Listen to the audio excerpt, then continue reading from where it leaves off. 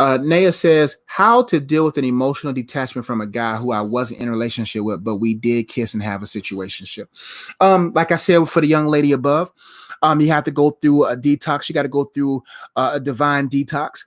And what happens is, like I said, you can be soul tied to a person from various different ways. You don't even gotta have sexual intercourse to be soul tied to him. It could be just as simple as a kiss. It could just be simple as a conversation. It could be simple as a situationship.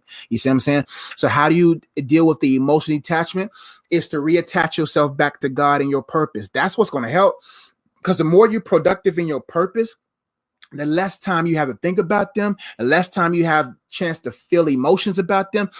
And that helps you over time, because you have something else to occupy that space and time instead of thinking about the individual. But the clearest way practically, outside of the word of God, outside of fellowship with the Father, is, like I said, pen and pad.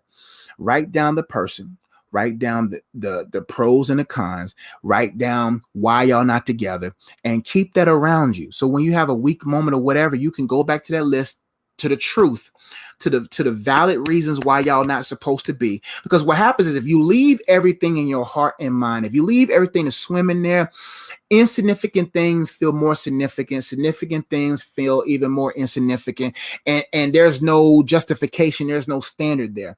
But when you put all of that on paper and you visually see, wow, I'm tripping, wow, like, I'm wasting my energy and time on this joker, I'm wasting my time with a person I just gave a little lip to.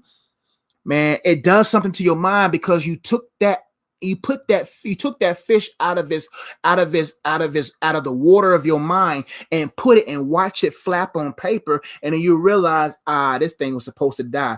But it doesn't die until you take it out of the water of your mind. Some of us got toxic fish swimming in our minds, and it's toxin, and it's causing toxins to be in the pure water of our soul. You got to get that fish out, that toxic fish, those toxic parasites out on paper, and look at it and say, you know what, this little small parasite, this little small fish, this thing that was big in my mind, but really, when you look into a fish tank, a fish looks bigger than what it really is because the glass is. But when you take it out, you realize how small the fish was. That's how it is when you take those parasitic, toxic fish out of your mind and put it on paper and see it for what it really is. And then you'll be like, you know what? I shouldn't even be so consuming this person. And then secondly, then you begin to say, you know what?